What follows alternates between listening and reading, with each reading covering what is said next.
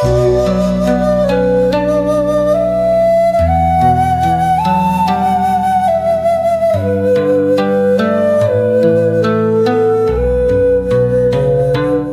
sống là một vòng xoay nhân quả, nơi mỗi suy nghĩ, hành động và lời nói của chúng ta đều để lại dấu ấn. Khi một người dần trả hết nghiệp, họ không chỉ cảm nhận được sự nhẹ nhàng trong tâm hồn, mà còn thấy cuộc đời trở nên an nhiên, thuận lợi hơn. Đây không phải là sự trốn tránh hay may mắn ngẫu nhiên, mà là thành quả của quá trình tu dưỡng, chuyển hóa và buông bỏ những gánh nặng cũ. Bạn có đang trải qua những thay đổi này không? Cho thấy bạn đã trả hết nghiệp và đang bước vào một giai đoạn mới, đó là bình yên hơn, nhẹ nhàng hơn, hạnh phúc hơn. Đừng quên nhấn nút like, share để lan tỏa năng lượng tích cực đến mọi người. Một là lòng thanh thản, không còn oán hận. Có những buổi sáng thật trong, khi ánh nắng len lỏi qua kẽ lá, chạm nhẹ vào đôi mắt còn vương chút sương đêm. Tiếng chim hót trong veo như gột rửa mọi muộn phiền của ngày hôm qua. Bạn đứng giữa khoảnh khắc ấy, lòng nhẹ như gió thoảng, không giận, không hờn, không trách cứ. Đó có lẽ là dấu hiệu rõ ràng nhất cho thấy nghiệp đã trả, lòng đã thanh thản. Ngày trước có những vết thương tưởng chừng chẳng bao giờ lành, những nỗi oán hận, những điều dang dở, những mất mát khiến bạn day dứt khôn nguôi. Mỗi lần nghĩ đến, lòng lại quặn đau, như thể có một bàn tay vô hình siết chặt lấy trái tim. Nhưng rồi thời gian lặng lẽ trôi, như con suối nhỏ cứ chảy mãi, mang theo từng hạt bụi của quá khứ. Một ngày kia, khi nhìn lại, bạn nhận ra những điều từng khiến mình đau khổ giờ đây chỉ còn là một câu chuyện cũ, không còn sức nặng trên tâm hồn. Bạn không còn trách người đã làm mình tổn thương. Bạn cũng không còn tự dằn vặt vì những lỗi lầm của chính mình. Mọi chuyện xảy ra đều có lý do. Mỗi người đi qua cuộc đời ta đều là một nhân duyên. Có người đến để yêu thương, có người đến để dạy ta bài học về mất mát. Khi hiểu được điều đó, bạn không còn giữ những khối nặng trong lòng. Không phải vì bạn quên, mà vì bạn đã học được cách chấp nhận. Một chiếc lá rụng xuống dòng sông, nước chảy xiết cuốn nó đi. Nếu cứ cố bám víu, nó sẽ chìm dần, mắc kẹt trong những xoáy nước không hồi kết. Nhưng nếu buông mình theo dòng chảy, nó sẽ nhẹ nhàng xuôi về nơi mà nó thuộc về. Con người cũng vậy, khi không còn cố chấp, khi thôi trách móc số phận, khi chấp nhận những gì đã qua mà không để lòng dậy sóng, đó là lúc ta được tự do. Bạn không còn mong cầu sự công bằng tuyệt đối. Bạn hiểu rằng cuộc đời này không phải lúc nào cũng có hồi đáp rõ ràng. Có những nỗi đau ta phải tự chữa lành, có những tổn thương không ai có thể bù đắp. Nhưng bạn không còn mong đợi ai đó đến để xin lỗi, không còn khát khao một lời giải thích, bởi khi tâm đã đủ lớn, ta hiểu rằng sự thanh thản không nằm ở việc được đền bù, mà nằm ở việc ta tự buông bỏ gánh nặng trong lòng. Ngày xưa, bạn từng khóc vì những điều không như ý, từng thấy lòng nặng trĩu khi bị ai đó phụ bạc, từng cảm thấy bất công khi cuộc đời không đối xử dịu dàng với mình. Nhưng bây giờ, bạn chỉ mỉm cười khi nghĩ về tất cả. Những giông bão ngày trước đã luyện bạn thành một người vững vàng hơn. Những vết xước trên tâm hồn giờ đây như những vân gỗ đẹp đẽ, minh chứng cho sự trưởng thành và kiên cường của bạn. Bạn không còn so đo hơn, thua với đời, không còn bận tâm người khác nghĩ gì về mình, không còn cảm giác phải chứng minh bất cứ điều gì, bởi bạn đã nhận ra sự an nhiên không nằm ở cách thế giới đối xử với ta, mà nằm ở cách ta đối diện với thế giới. Khi lòng không còn trồi sụt theo khen chê, không còn oán trách vì những điều đã qua, bạn mới thực sự chạm đến sự tự do. Bạn có thể ngồi bên hiên nhà, nhìn một đóa hoa nở mà thấy lòng rộn ràng. Bạn có thể đi qua con đường cũ, nơi từng ghi dấu những kỷ niệm đau buồn, mà không còn cảm giác nhói lòng. Bạn có thể nghe một bài hát từng gợi nhớ những ngày tháng khắc khoải, mà không còn thấy trái tim rung lên đau đớn. Đó chính là dấu hiệu rằng bạn đã trả xong những món nợ cũ, không còn bị ràng buộc bởi oán hận, cũng không còn mắc kẹt trong những tiếc nuối. Như một cánh chim rời tổ, bay vào trời rộng, như một giọt sương tan vào nắng mai. Không cưỡng cầu, không níu kéo, không trách móc, không mong cầu. khi lòng nhẹ như mây, đó là khi bạn biết rằng mình đã thực sự tự do. 2 là không còn vướng bận những mối quan hệ độc hại. Có những người đến trong đời bạn như một cơn mưa rào mùa hạ, đến bất chợt, ồn ào, xối xả, rồi cũng ra đi vội vã, để lại trên nền trời một vệt nắng nhạt nhòa. Họ mang đến cho bạn niềm vui, nhưng cũng có thể để lại những vết xước. Đó là những người mà một thời bạn từng thương, từng đặt trọn niềm tin, nhưng rồi lại là người khiến bạn tổn thương nhiều nhất. Nhưng rồi, theo thời gian, những người ấy dần biến mất khỏi cuộc sống của bạn. Không phải vì họ thay đổi, mà là vì chính bạn đã thay đổi. Bạn không còn bị mắc kẹt trong những mối quan hệ đầy nghiệp chướng, không còn níu giữ những điều khiến trái tim mình mệt nhoài. Bạn học cách buông tay, học cách để mọi chuyện đến rồi đi như chính bản chất vô thường của cuộc đời này. Từng có lúc bạn hỏi, tại sao người ta đối xử với mình như thế? Mình đã làm gì sai? Có phải mình chưa đủ tốt? Những câu hỏi ấy giống như những con sóng đập vào lòng bạn, xô đi xô lại, chẳng có câu trả lời nào trọn vẹn. Nhưng rồi đến một ngày, bạn nhận ra rằng không phải ai đến với cuộc đời mình cũng sẽ đi cùng mình đến cuối cùng. Có những người xuất hiện chỉ để dạy cho ta một bài học, để giúp ta hiểu rõ hơn về chính mình. Và khi bài học kết thúc, họ rời đi. Bạn từng đau đớn vì những mất mát, từng tổn thương vì những lời nói vô tình, từng hoài nghi về chính mình vì sự rời xa của ai đó. Nhưng bây giờ, khi ngoảnh lại, bạn mỉm cười vì bạn hiểu rằng những điều đã xảy ra đều có lý do của nó. Có những người ra đi là để chừa chỗ cho những người khác bước vào. Có những nỗi đau là để trái tim bạn rộng mở hơn, để bạn biết trân trọng những điều giản dị nhưng chân thật. Khi những mối quan hệ độc hại rời đi, cuộc sống của bạn trở nên nhẹ nhàng hơn. Bạn không còn phải gồng mình để làm hài lòng ai đó, không còn phải đoán già đoán non xem ai đang nghĩ gì. Bạn bắt đầu có những kết nối lành mạnh, những mối quan hệ xuất phát từ sự chân thành, không vụ lợi, không áp lực.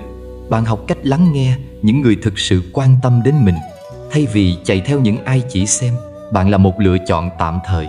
Có một ngày bạn sẽ nhận ra rằng những người ở lại bên bạn không phải vì họ cần gì đó từ bạn, mà là vì họ yêu thương bạn đúng với con người của bạn. Họ không cố thay đổi bạn, không đòi hỏi bạn phải trở thành một ai khác, mà chấp nhận bạn với tất cả những gì bạn có. Họ không khiến bạn mệt mỏi với những giận hờn vô lý, không làm bạn tổn thương bằng những lời nói sắc bén, không đặt bạn vào những tình huống mà bạn luôn phải chứng minh giá trị của mình. Bạn cũng không còn đi tìm sự công nhận từ những người không thực sự coi trọng bạn. Bạn hiểu rằng giá trị của bản thân không nằm ở cách người khác nhìn nhận bạn, mà nằm ở cách bạn trân trọng chính mình. Bạn không còn cần những lời khen ngợi giả tạo, không còn bị tổn thương vì những sự thờ ơ. Bạn học cách đủ đầy với chính mình, và vì thế, những người đủ đầy cũng sẽ tìm đến bạn. Những kết nối thiện lành không phải là những mối quan hệ hoàn hảo, nhưng đó là những mối quan hệ mà bạn có thể là chính mình. Là khi bạn có thể thoải mái cười đùa mà không sợ bị phán xét, có thể chia sẻ nỗi lòng mà không lo bị bỏ rơi. Là khi bạn thấy an nhiên, bình yên, không cần phải gồng mình, không cần phải sợ hãi. Cuộc sống giống như một khu vườn. Khi bạn nhổ đi những cây cỏ dại, những bông hoa mới có thể vươn lên. Khi bạn ngừng bám víu vào những điều không thuộc về mình, những điều tốt đẹp hơn sẽ đến. Bạn không cần níu kéo ai cả, cũng không cần giữ lại những gì đã cạn duyên. Chỉ cần tin rằng điều gì phù hợp với bạn sẽ ở lại, điều gì không thuộc về bạn rồi cũng sẽ ra đi. Vậy nên, nếu ai đó đã rời đi, hãy để họ đi. Nếu một cánh cửa đóng lại, hãy để nó đóng lại. Đừng cố gắng giữ lấy những gì không còn mang lại bình yên cho bạn. Hãy trân trọng những gì ở lại, những người vẫn còn bên bạn, những kết nối mang lại cho bạn sự ấm áp và an lành. Vì khi lòng bạn thanh thản, những gì thuộc về bạn tự khắc sẽ tìm đến bạn. 3 là cuộc sống dễ dàng hơn. Bạn có bao giờ nhận ra rằng những điều từng khiến bạn khổ sở, chật vật, giờ đây bỗng trở nên nhẹ nhàng hơn? Cuộc sống vẫn là những chuỗi ngày trôi đi như cũ, nhưng có gì đó đã thay đổi. Bạn không còn phải gồng mình lên chiến đấu với mọi thứ, không còn cảm giác bấp bênh, mỏi mệt giữa dòng đời ngược xuôi. Công việc, tài chính, sức khỏe, tất cả dần đi vào quỹ đạo, ổn định một cách tự nhiên, nhẹ nhàng, an nhiên, không còn những vướng mắc của ngày xưa. Đó là dấu hiệu của một người đã đi qua bão giông, đã trả xong những món nợ của nghiệp chướng. Ngày trước, bạn có thể từng cảm thấy cuộc đời như một chuỗi thử thách liên tục, làm gì cũng trắc trở, cố gắng đến đâu cũng thấy thiếu hụt, chật vật, mọi thứ như một vòng lặp. Bạn cố gắng, rồi vấp ngã, rồi lại đứng lên, nhưng dường như chưa bao giờ thấy đủ đầy. Những mối quan hệ phức tạp, những món nợ vô hình, những gánh nặng vô tận đè lên vai bạn. Bạn từng nghi ngờ tại sao mình cứ mãi gặp những điều không suôn sẻ. Bạn từng mệt mỏi tự hỏi mình đã làm gì sai. Nhưng rồi, theo thời gian, bạn nhận ra rằng những sóng gió đó không phải là hình phạt, mà là quá trình thanh lọc. Chúng đến để giúp bạn học bài học của chính mình, để trả hết những món nợ cũ của tâm hồn. Đến một lúc nào đó, bạn sẽ thấy rằng mình không còn phải cố gắng quá mức để giữ một điều gì đó trong tay. Bạn không còn cuống cuồng lo lắng về tương lai, không còn sợ hãi những điều chưa biết. Bạn làm việc với sự tận tâm, nhưng không bị cuốn vào tham vọng. Bạn cố gắng, nhưng không còn cảm giác bị dồn ép. Tiền bạc đến như một dòng chảy tự nhiên, không còn là nỗi ám ảnh thường trực. Bạn không còn bám víu vào một điều gì đó với nỗi sợ mất đi. Bạn không còn xem mọi thứ như một cuộc chiến. Khi tâm bạn an, khi bạn buông bỏ sự kiểm soát và chấp nhận dòng chảy tự nhiên của cuộc sống, mọi thứ bỗng trở nên thuận lợi hơn. Ngày trước, bạn từng nghĩ rằng chỉ khi đạt được điều này, có được điều kia thì mình mới hạnh phúc. Bạn đặt ra vô vàn điều kiện cho niềm vui của mình, để rồi mãi mãi chạy theo những thứ không ngừng biến đổi. Nhưng bây giờ, bạn cảm thấy bình yên, ngay cả khi mọi thứ chưa hoàn hảo. Bạn không còn bị cuốn vào sự hơn thua, không còn thấy chênh vênh trước những biến cố nhỏ bé của đời thường. Bạn không còn sợ mất mát, vì bạn hiểu rằng không có gì thực sự thuộc về mình. Bạn không còn chấp niệm vào những điều đã qua, vì bạn biết rằng tất cả đến và đi đều có lý do. Khi bạn đã đủ duyên, những điều tốt đẹp sẽ tự khắc tìm đến bạn. Bạn không còn phải mãi miết đuổi theo hay giành giật. Bạn cũng không còn lo lắng về những thứ nằm ngoài tầm kiểm soát của mình. Khi bạn đã trả hết nghiệp, cuộc sống không còn là một cuộc đấu tranh, mà là một hành trình nhẹ nhàng. Khi bạn biết buông bỏ, cuộc đời tự khắc an nhiên. 4 là tâm hồn an nhiên. Đó là dấu hiệu bạn đã trả hết nghiệp. Có những ngày bạn chợt nhận ra rằng mình không còn những nỗi sợ hãi vô hình, không còn những đêm trằn trọc với những câu hỏi không lời đáp, không còn những lo lắng triền miên về tương lai chưa đến. Tâm bạn nhẹ như mây trời, không còn vướng bận bởi những điều đã qua hay những gì chưa kịp tới. Bạn không còn tự hỏi ngày mai sẽ ra sao, mà chỉ đơn giản là tận hưởng ngày hôm nay. Mỗi khoảnh khắc đều trở nên tròn đầy, như giọt sương mai lấp lánh dưới ánh mặt trời. Ngày trước, bạn có thể đã từng hoang mang về cuộc đời. Bạn sợ những thay đổi, sợ mất mát, sợ những điều nằm ngoài kiểm soát. Nhưng giờ đây, bạn hiểu rằng chẳng có gì là mãi mãi. Mọi thứ đều có thời điểm của nó. Đến rồi, đi như những con sóng ngoài biển cả. Bạn không còn lo lắng khi một cánh cửa đóng lại, vì bạn tin rằng cánh cửa khác sẽ mở ra. Bạn không còn sợ hãi trước những bước ngoặt của cuộc đời, bởi bạn biết rằng mọi thứ xảy ra đều có lý do của nó. Khi một người sống với tâm thế như vậy, họ không còn bị ám ảnh bởi quá khứ, cũng chẳng còn sợ hãi tương lai. Họ chỉ đơn giản là thả lỏng để cuộc sống tự nhiên diễn ra. Những chuyện cũ đã từng khiến bạn khổ sở, nay bỗng trở nên xa vời như một giấc mơ. Bạn không còn chìm trong những hối tiếc, không còn để quá khứ giam cầm trái tim mình. Bạn hiểu rằng những gì đã xảy ra đều có ý nghĩa của nó, và bài học của cuộc đời luôn đến đúng lúc. Bạn không còn trách cứ bản thân vì những điều không thể thay đổi.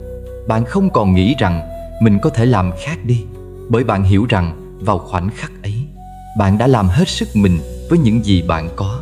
Bây giờ, bạn mỉm cười khi nhớ về những ngày cũ, không còn tiếc nuối, không còn đắng cay. Quá khứ là một phần của bạn, nhưng nó không còn nắm quyền kiểm soát tâm hồn bạn nữa. Mỗi ngày trôi qua, bạn đều cảm thấy một niềm vui nhẹ nhàng trong những điều giản dị nhất. Một tách trà ấm, một buổi sáng có nắng, một cơn gió nhẹ thoảng qua, tất cả đều trở thành những món quà đáng trân trọng. Bạn không còn tìm kiếm hạnh phúc ở đâu xa, không còn nghĩ rằng chỉ khi đạt được điều này hay có được điều kia, mình mới cảm thấy an yên. Bạn hiểu rằng hạnh phúc không nằm ở những thứ bên ngoài, mà nằm trong cách bạn nhìn nhận cuộc sống. Từng khoảnh khắc trở nên rõ ràng hơn, từng hơi thở trở nên quý giá hơn. Bạn không còn vội vã, không còn cuống cuồng chạy theo những thứ phù du. Bạn hiểu rằng cuộc sống không phải là một cuộc đua, mà là một hành trình để tận hưởng. Khi bạn đã trả hết nghiệp, tâm hồn bạn trở nên tự do. Bạn không còn bị kéo lê bởi những nỗi buồn cũ, không còn bị trói buộc bởi những lo lắng mơ hồ. Bạn hiểu rằng mọi thứ rồi sẽ đến và đi theo duyên của nó. Bạn không níu giữ, không cưỡng cầu, không mong đợi quá nhiều. Bạn chỉ đơn giản là sống, là hiện hữu, là tận hưởng từng giây phút bằng tất cả sự bình thản trong tim mình. Và đó chính là dấu hiệu đẹp nhất của một người đã buông bỏ mọi gánh nặng, đã trả hết những món nợ vô hình của tâm hồn. Một người đã thực sự an nhiên. 5 là ít gặp những biến cố bất ngờ. Có những giai đoạn trong cuộc đời, bạn cảm thấy mình luôn bị cuốn vào những biến cố không hồi kết. Hết chuyện này đến chuyện khác ập đến, như những cơn sóng dữ dội nối tiếp nhau, không để bạn có lấy một giây bình yên. Nhưng rồi, một ngày nào đó, bạn nhận ra những biến cố bất ngờ dường như không còn xảy đến thường xuyên nữa. Cuộc sống trở nên nhẹ nhàng, suôn sẻ hơn. Đó không phải là vì thế giới bên ngoài thay đổi, mà bởi nội tâm bạn đã lặng gió. Cuộc sống vốn dĩ luôn vận hành theo quy luật nhân quả. Khi tâm bạn còn đầy oán giận, lo âu, hoặc khi bạn còn mắc kẹt trong những mối quan hệ phức tạp, cuộc đời dường như cũng phản chiếu những điều đó. Bạn dễ bị kéo vào những tình huống rối ren, dễ vướng vào những câu chuyện thị phi không mong muốn. Nhưng khi bạn đã trả hết nghiệp, tâm bạn không còn dao động trước những điều tiêu cực. Bạn không còn phản ứng dữ dội trước những tình huống ngoài ý muốn, không còn bị kéo vào những xung đột không cần thiết. Và khi nội tâm đã an định, những biến cố bên ngoài cũng dần ít xuất hiện. Mỗi biến cố trong đời đều là một bài học. Khi bạn chưa hiểu thấu điều cần học, cuộc đời sẽ lặp đi lặp lại những tình huống tương tự để bạn có cơ hội nhìn lại và thay đổi. Nhưng một khi bạn đã nhận ra chân lý ẩn sau những thử thách, bạn không cần phải học lại bài học đó nữa. Giống như một người từng chìm trong những mối quan hệ đầy tổn thương, nhưng sau khi hiểu được giá trị của bản thân và học cách buông bỏ, họ sẽ không còn thu hút những mối quan hệ tiêu cực nữa.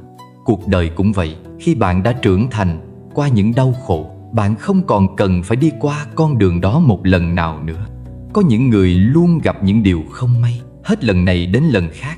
Họ bị phản bội, bị lừa dối, gặp đủ mọi loại bất công. Nhưng không phải vì số phận họ kém may mắn, mà vì họ chưa thoát ra khỏi vòng lặp của nghiệp chướng. Khi bạn đã trả hết nghiệp, bạn không còn thu hút những điều tiêu cực ấy nữa. Những con người từng mang đến cho bạn đau khổ cũng dần rời xa. Bạn không còn vô tình vướng vào những chuyện thị phi, không còn bị kéo vào những hoàn cảnh éo le mà bản thân không mong muốn. Bạn như người lữ khách đã đi qua cơn bão, bước chân vào một vùng trời quang đãng, nơi chỉ còn sự bình yên bao bọc lấy mình. Bạn nhận ra rằng mình không còn phải vật lộn với những điều không cần thiết. Mọi chuyện diễn ra một cách tự nhiên, thuận theo dòng chảy. Nếu có khó khăn xảy đến, bạn đối diện với nó bằng một tâm thế vững vàng, thay vì hoảng loạn hay trốn tránh. Bạn hiểu rằng mọi thứ đều có cách giải quyết của nó, và điều gì đến cũng là điều cần đến. Bạn không còn cố chấp giữ lấy những thứ không thuộc về mình, không còn đau khổ khi một cánh cửa đóng lại, mà thay vào đó, bạn sẵn sàng chờ đón cánh cửa khác mở ra. Bạn không còn là người bị cuốn theo những biến cố, mà là người quan sát chúng. Và khi bạn giữ được sự bình thản đó, những biến cố dường như cũng không còn tìm đến bạn nữa.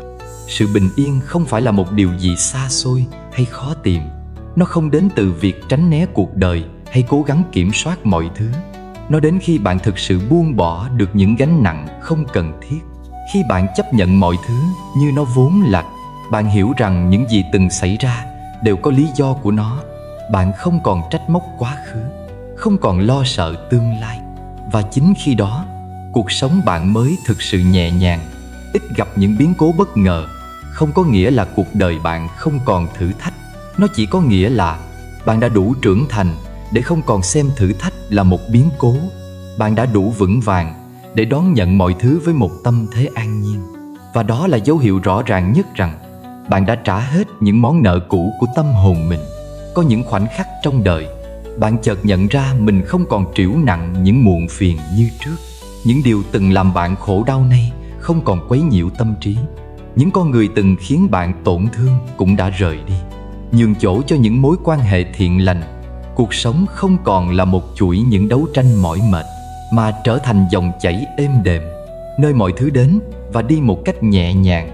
Nếu bạn nhận thấy mình có những dấu hiệu ấy, hãy mỉm cười, vì đó là minh chứng cho hành trình trưởng thành của bạn. Bạn đã đi qua những thử thách, trả hết nghiệp cũ và đang bước vào một giai đoạn bình an hơn của cuộc đời. Dấu hiệu thứ 6 cho thấy bạn đã trả hết nghiệp là khi bạn không còn cảm giác bị ai đó nợ mình. Con người sống trong đời, từ tình cảm đến công việc, từ những ân tình nhỏ nhặt đến những tổn thương sâu sắc, đều có lúc cảm thấy ai đó nợ mình một lời xin lỗi, một sự đền đáp hay một chút công bằng. Nhưng khi còn giữ suy nghĩ ấy, lòng sẽ không bao giờ thực sự bình an. Một người có thể sống thoải mái khi họ hiểu rằng mọi thứ xảy ra trong đời đều là nhân duyên, đều có lý do của nó. Nếu ai đó từng làm bạn tổn thương, có thể đó là một món nợ bạn và họ đã vay mượn từ kiếp trước. Nếu bạn đã làm nhiều điều tốt nhưng không nhận được hồi đáp, có lẽ kiếp trước bạn cũng từng mắc nợ ai đó. Khi nhìn cuộc sống bằng con mắt nhân quả, ta sẽ không còn chấp niệm về chuyện ai đúng ai sai, ai phải ai trái. Cảm giác bị nợ là một gánh nặng tâm trí. Người ta có thể oán trách vì yêu thương mà không được đáp lại, có thể giận dữ vì đã giúp đỡ mà không được ghi nhận. Nhưng khi bạn đã trả hết nghiệp, bạn sẽ không còn mong đợi sự báo đáp từ người khác. Bạn giúp đỡ vì tấm lòng, không phải để đổi lấy sự biết ơn. Bạn yêu thương vì đó là bản chất của mình, không phải vì muốn nhận lại điều gì. Bạn không còn đòi hỏi công bằng từ người khác, bởi bạn biết rằng công bằng thật sự đã nằm sẵn trong luật nhân quả. Khi bạn không còn cảm giác ai đó nợ mình, cũng là lúc tâm bạn thật sự nhẹ nhàng. Bạn sẽ không còn trách cứ ai đã rời đi, ai đã phản bội, ai đã không trân trọng mình. Bạn sẽ thấy mọi người đến và đi trong đời như những con thuyền trên dòng sông. Có lúc hội ngộ, có lúc chia xa. Duyên đến thì vui, duyên hết thì mỉm cười buông tay. Hạnh phúc không nằm ở việc ai đó phải trả lại cho bạn điều gì. Hạnh phúc nằm ở chỗ bạn không còn thấy mình bị thiếu, không còn đòi hỏi điều gì từ bất cứ ai. Đến một lúc nào đó, bạn sẽ nhận ra người duy nhất có thể làm mình tổn thương chính là bản thân mình, và người duy nhất có thể giải thoát mình cũng chỉ có mình mà thôi. Khi bạn đã trả hết nghiệp, bạn sẽ không còn mong chờ những lời xin lỗi, không còn tìm kiếm sự công bằng, không còn trông đợi ai đó đến để xoa dịu vết thương trong lòng. Bạn sẽ hiểu rằng tất cả mọi sự xảy ra trong đời đều là bài học, và khi bài học kết thúc, bạn không cần phải quay đầu nhìn lại. Người sống mà không còn thấy ai nợ mình chính là người đã đạt được sự tự do trong tâm hồn. Không vướng mắc, không oán hận, không mong cầu, chỉ đơn giản là chấp nhận, buông bỏ và tiếp tục bước đi với một trái tim bình yên. Dấu hiệu thứ 7 cho thấy bạn đã trả hết nghiệp chính là khi bạn hành xử từ bi, không để lại nghiệp mới. Nghiệp không chỉ là những gì ta đã gây ra trong quá khứ, mà còn là cách ta phản ứng với cuộc sống hiện tại. Một người còn vướng mắc trong nghiệp chướng sẽ dễ dàng bị cảm xúc lấn át, phản ứng bằng sân hận, trách móc hoặc nuôi dưỡng những suy nghĩ tiêu cực. Nhưng khi một người đã thực sự trả hết nghiệp, họ không còn hành xử theo bản năng của tham sân si, mà lấy từ bi làm gốc rễ, trí tuệ làm ánh sáng soi đường. Từ bi không có nghĩa là yếu đuối, không có nghĩa là để người khác lợi dụng. Từ bi là biết buông bỏ những gì không đáng giữ, không nuôi dưỡng lòng oán hận, không phản ứng tiêu cực dù gặp phải điều trái ý nghịch lòng. Khi một người đã trả hết nghiệp, họ không còn để tâm đến việc hơn thua, thắng bại. Họ hiểu rằng mỗi con người đều đang đi trên hành trình nhân quả của riêng mình, và những gì xảy ra đều có lý do của nó. Khi ta hành xử với từ bi, ta không còn tạo thêm nghiệp mới. Nếu ai đó làm tổn thương ta, thay vì đáp trả bằng oán hận, ta chọn cách tha thứ. Nếu ai đó lừa dối ta, thay vì phản ứng với sự tức giận, ta chọn cách buông bỏ. Khi ta biết thương người, biết hiểu cho hoàn cảnh của người khác, ta không chỉ giúp họ mà còn giúp chính mình. Người đã trả hết nghiệp sẽ không còn tranh cãi đúng sai, không còn chấp vào danh lợi, không còn tìm kiếm sự công nhận từ người khác. Họ hiểu rằng tất cả những gì ta làm trong đời này đều sẽ để lại dấu ấn trong nhân quả. Và mỗi lời nói, mỗi hành động, mỗi suy nghĩ của ta hôm nay chính là hạt giống cho tương lai. Khi bạn hành xử từ bi, bạn không còn để lại nghiệp mới. Bạn sống một đời không nuối tiếc, không oán than, không vướng bận những chuyện không cần thiết. Bạn hiểu rằng điều quan trọng không phải là ai đúng ai sai, mà là tâm bạn có bình yên hay không. Khi tâm an, mọi thứ bên ngoài đều không còn quan trọng nữa. Người có trí tuệ không để bản thân bị cuốn vào vòng xoáy nhân quả của kẻ khác. Nếu ai đó đối xử tệ với bạn, thay vì phản ứng theo cách họ mong đợi, bạn chỉ đơn giản mỉm cười và bước đi. Bạn không để lại oán hận, không giữ trong lòng những điều làm tổn thương mình. Đó chính là cách để không tạo nghiệp mới, không vướng mắc vào những phiền não không cần thiết. Khi bạn đạt đến trạng thái này, bạn sẽ thấy cuộc đời nhẹ nhàng hơn, không còn vướng bận vào những điều nhỏ nhặt. Bạn sẽ thấy rằng mọi thứ đến và đi đều theo duyên, không có gì là mãi mãi. Và điều duy nhất bạn có thể làm là sống thật trọn vẹn với hiện tại, lấy lòng từ bi mà đối xử với mọi người, lấy trí tuệ mà soi sáng con đường của chính mình. Người thực sự trả hết nghiệp không phải là người không còn gặp thử thách trong cuộc sống, mà là người biết đối diện với mọi việc bằng tâm an nhiên, không oán giận, không nuối tiếc, không tạo thêm dây trói buộc cho chính mình. Khi hành xử từ bi, bạn không chỉ giải thoát bản thân khỏi nghiệp chướng, mà còn gieo nhân lành cho những ngày tháng sắp tới. Một cuộc đời thanh thản nhẹ nhàng, không vướng bận chính là dấu hiệu rõ ràng nhất cho thấy bạn đã thực sự trả hết nghiệp. Dấu hiệu thứ 8 cho thấy bạn đã trả hết nghiệp chính là khi bạn sống một cuộc đời giản đơn nhưng đầy đủ. Trong cuộc sống, con người luôn bị cuốn vào những mong cầu, tranh đấu, hơn thua. Chúng ta nghĩ rằng càng có nhiều, càng sở hữu nhiều thì cuộc đời sẽ hạnh phúc hơn. Nhưng thực tế, khi bạn đã trả hết nghiệp, bạn không còn chạy theo những thứ phù du nữa. Bạn hiểu rằng hạnh phúc không nằm ở vật chất, danh vọng hay địa vị, mà nằm ở sự đủ đầy trong tâm hồn. Sống giản đơn không có nghĩa là thiếu thốn, mà là biết đủ. Khi tâm không còn khát khao những thứ xa xỉ, không còn so sánh mình với người khác, không còn bị cuốn vào vòng xoáy của tham sân si, đó chính là lúc bạn đã thực sự thoát khỏi những nghiệp chướng của quá khứ. Bạn không còn bị ràng buộc bởi những ham muốn vô tận, không còn chạy theo những thứ không thuộc về mình. Một người đã trả hết nghiệp sẽ không còn bị cuốn vào những ham muốn phù phiếm. Họ không tìm kiếm sự công nhận từ người khác, không cần chứng tỏ bản thân, không còn khao khát sự hoàn hảo. Họ chỉ đơn giản sống với những gì mình có, trân trọng từng khoảnh khắc của hiện tại. Họ không cần quá nhiều tiền bạc, không cần một ngôi nhà thật lớn, không cần danh tiếng vang xa. Họ chỉ cần một cuộc sống yên bình, một tâm hồn nhẹ nhàng, một nơi để về và những người thương yêu. Sống giản đơn nhưng đầy đủ, nghĩa là bạn hiểu giá trị của những điều nhỏ bé. Một bữa cơm đạm bạc nhưng ấm áp tình thân. Một ngày làm việc trôi qua mà không vướng bận lo âu. Một buổi chiều tĩnh lặng đọc sách bên tách trà. Tất cả những điều tưởng chừng giản dị ấy lại mang đến sự đủ đầy thực sự. Người sống giản đơn không phải là người từ bỏ tất cả, mà là người biết chọn lựa những gì thật sự quan trọng. Cuộc đời không cần quá nhiều thứ để trở nên trọn vẹn. Khi bạn buông bỏ những mong cầu dư thừa, bạn mới có thể tận hưởng những gì thực sự thuộc về mình. Người càng ít mong cầu, càng ít phiền não. Người càng ít tính toán, càng ít đau khổ. Một người đã trả hết nghiệp sẽ không còn thấy bản thân thiếu thốn bất cứ điều gì, vì trong lòng họ đã đủ đầy.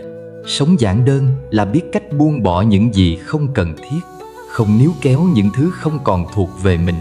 Nếu một mối quan hệ không còn mang lại niềm vui, Họ sẵn sàng rời đi. Nếu một công việc không còn ý nghĩa, họ có thể bắt đầu lại. Họ không bị ràng buộc bởi những thứ bên ngoài, không để vật chất điều khiển cuộc sống của mình. Người sống giản đơn nhưng đầy đủ là người hiểu rằng điều quan trọng nhất không phải là có bao nhiêu tài sản, mà là có bao nhiêu bình yên trong tâm hồn. Họ trân trọng từng phút giây của hiện tại, không tiếc nuối quá khứ, không lo lắng cho tương lai. Họ biết rằng cuộc đời này vốn dĩ vô thường, và điều duy nhất chúng ta có thể làm là sống thật trọn vẹn với những gì mình có.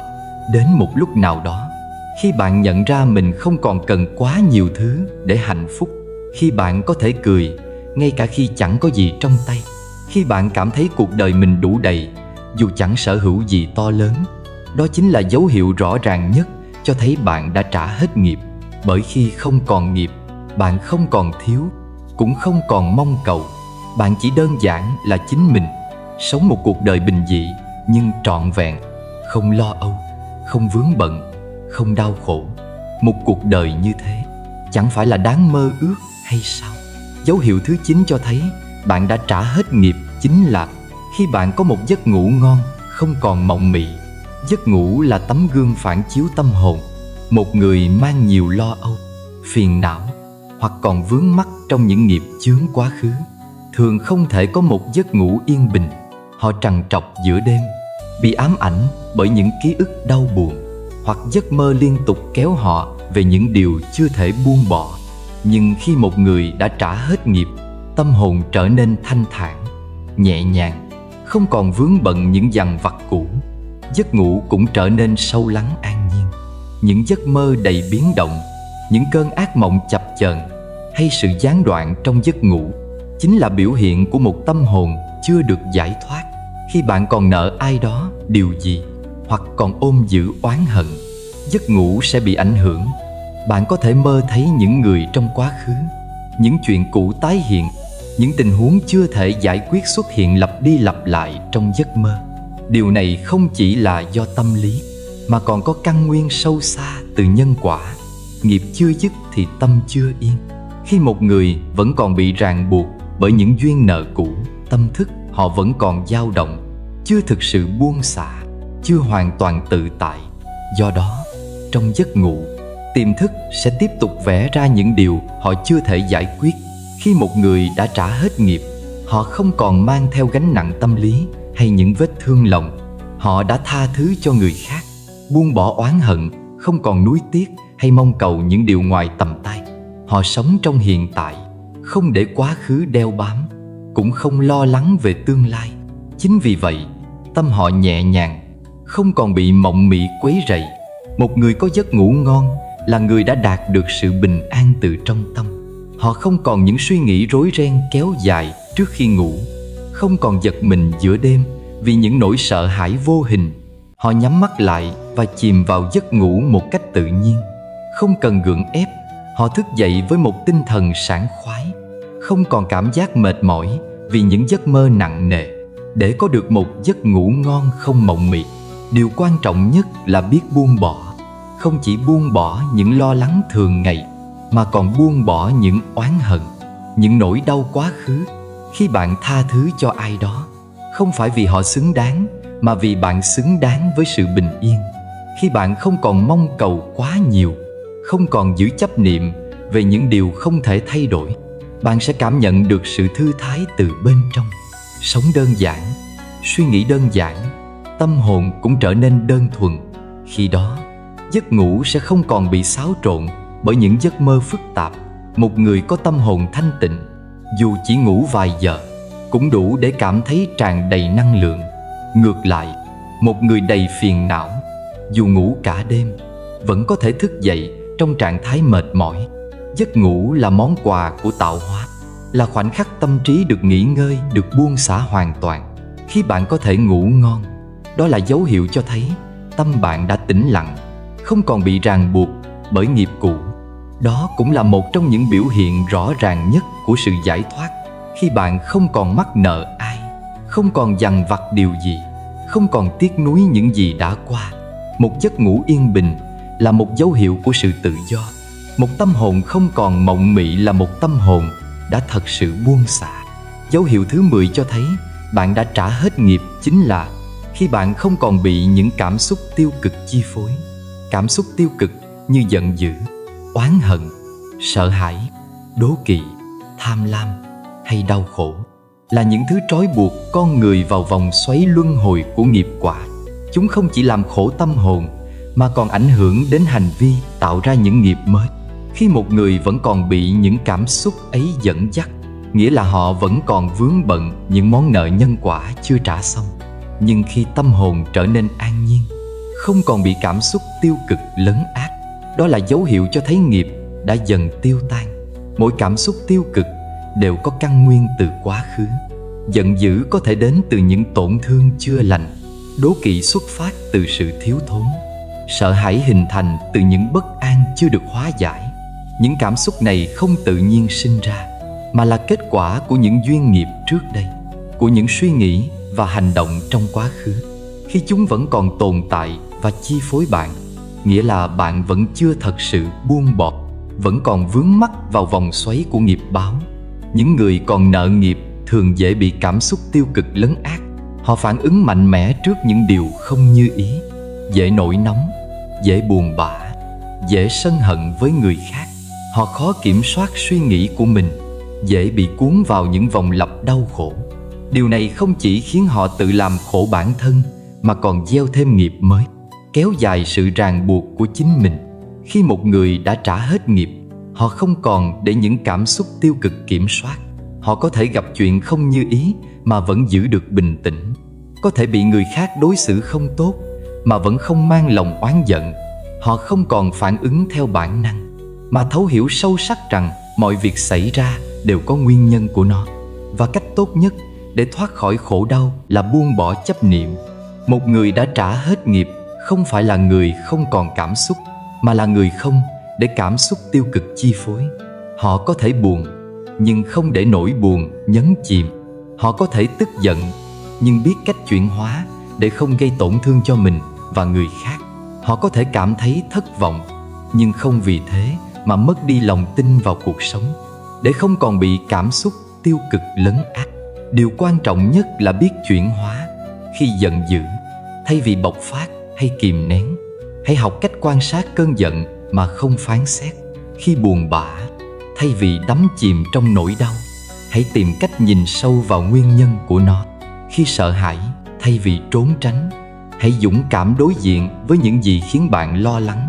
Chuyển hóa không có nghĩa là phủ nhận hay đàn áp cảm xúc, mà là học cách hiểu và chấp nhận chúng một cách bình thản. Khi bạn hiểu rằng mọi cảm xúc đều là tạm thời, rằng giận dữ rồi cũng qua đi, đau khổ rồi cũng lắng xuống, bạn sẽ không còn bị chúng chi phối nữa.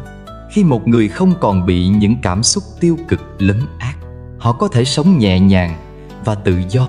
Họ không còn bị quá khứ kéo lùi, không còn để những hoàn cảnh bên ngoài làm chủ tâm hồn mình.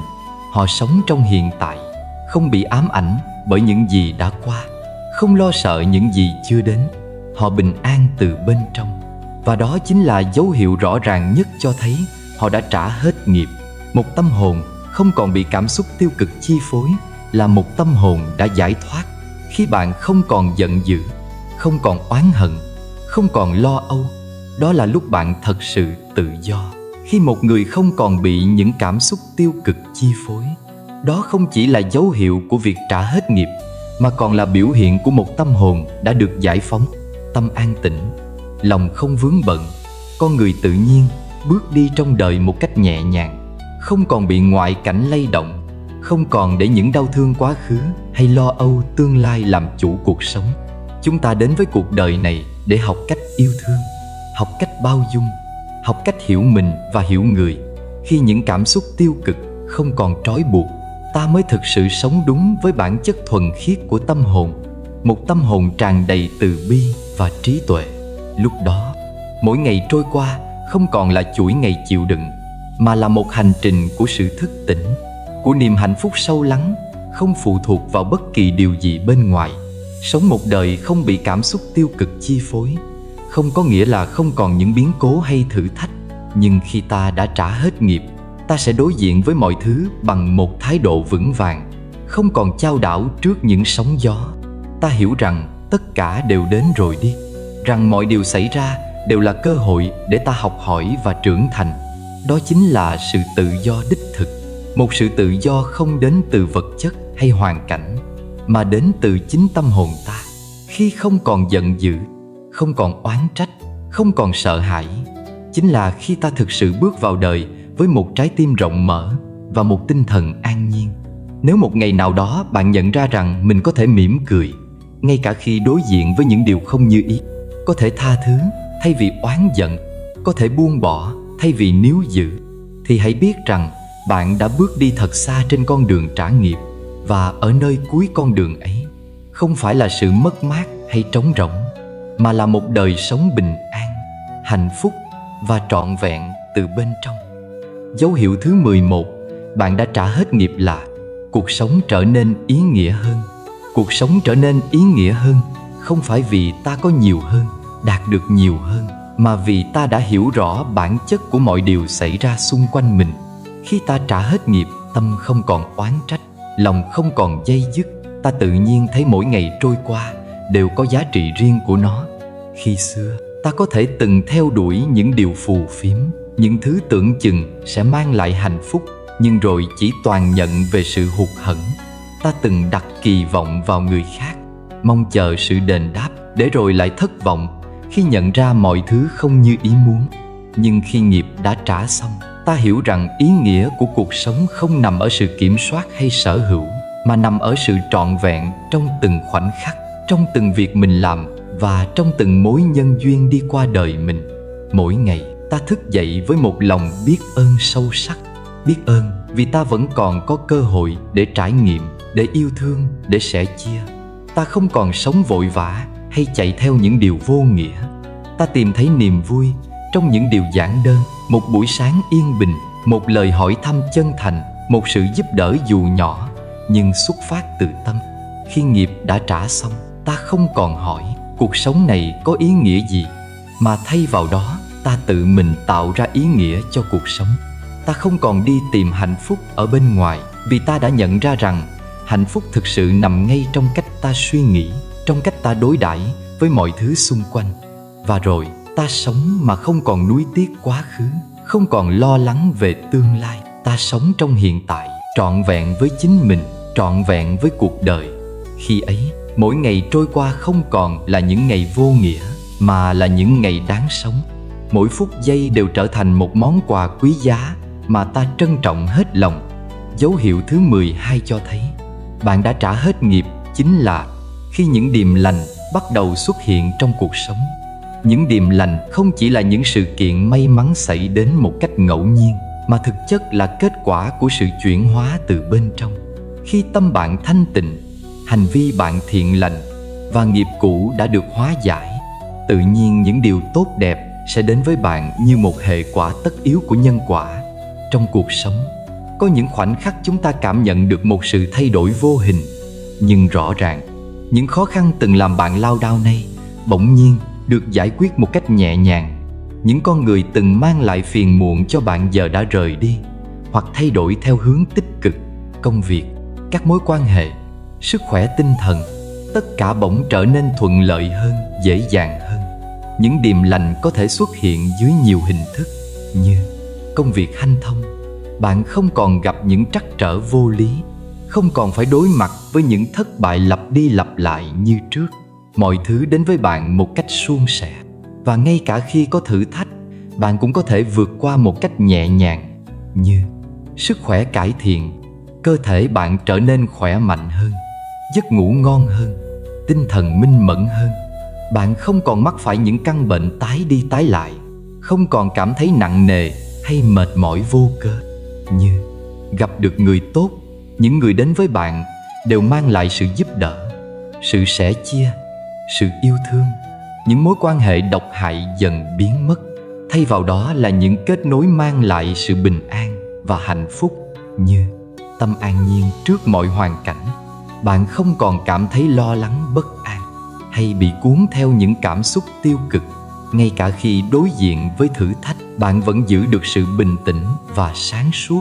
Như có những cơ hội bất ngờ Bạn có thể nhận được một lời đề nghị công việc tốt hơn, một khoản tài chính giúp bạn giải quyết vấn đề, hay một hướng đi mới mở ra đúng lúc bạn cần. Những điềm lành không phải là sự ngẫu nhiên, mà là sự phản chiếu của trạng thái tâm thức và nghiệp lực. Khi một người còn nợ nghiệp, họ thường phải đối diện với những thử thách để trả cho xong những món nợ từ quá khứ. Những khó khăn trắc trở và phiền não chính là cơ hội để họ học hỏi, để trưởng thành và chuộc lại những gì đã tạo ra. Nhưng khi nghiệp đã trả xong, khi tâm đã trong sáng, khi không còn vướng mắc vào những món nợ cũ, cuộc đời sẽ chuyển hướng theo chiều tích cực. Lúc này, bạn không còn bị ràng buộc bởi những hệ quả xấu từ quá khứ, mà bắt đầu gặt hái những trái ngọt từ những hạt giống thiện lành bạn đã gieo. Một tâm hồn an vui sẽ hấp dẫn những điều tốt đẹp. Khi bạn không còn sân hận, bạn sẽ thu hút những người yêu thương bạn thật lòng. Khi bạn không còn lo âu, bạn sẽ cảm nhận được sự bình yên trong từng khoảnh khắc. Khi bạn sống với lòng từ bi và trí tuệ, cuộc sống của bạn sẽ tràn đầy những phước lành. Dù nghiệp cũ đã được trả, nhưng nếu không cẩn thận, con người vẫn có thể tạo ra nghiệp mới. Vì vậy, để duy trì những điềm lành, bạn cần tiếp tục sống một cách tỉnh thức và thiện lành, giữ tâm trong sạch, tức là luôn hướng đến những suy nghĩ tích cực, không để mình bị cuốn vào những oán hận hay tham lam. Làm việc thiện, tức là giúp đỡ người khác, sống một cách chân thành, chia sẻ những gì mình có mà không mong cầu lợi ích cá nhân. Hành xử từ bi, tức là đối xử với mọi người bằng lòng nhân ái, không gây tổn thương, không gieo thêm nghiệp xấu. Biết buông bỏ, tức là không bám víu vào những gì không thuộc về mình, không cố chấp với quá khứ hay lo lắng về tương lai. Khi những điều tốt đẹp đến với bạn, đừng cho rằng đó chỉ là sự may mắn, mà hãy hiểu rằng đó là kết quả của một hành trình dài mà bạn đã nỗ lực để chuyển hóa. Đón nhận những điềm lành với lòng biết ơn sẽ giúp bạn tiếp tục duy trì phước báu và sống một cuộc đời ý nghĩa hơn. Những điềm lành không phải là dấu hiệu của sự may rủi, mà là minh chứng cho một tâm hồn đã thanh thản, một nghiệp lực đã hóa giải và một cuộc đời đang tiến về phía ánh sáng.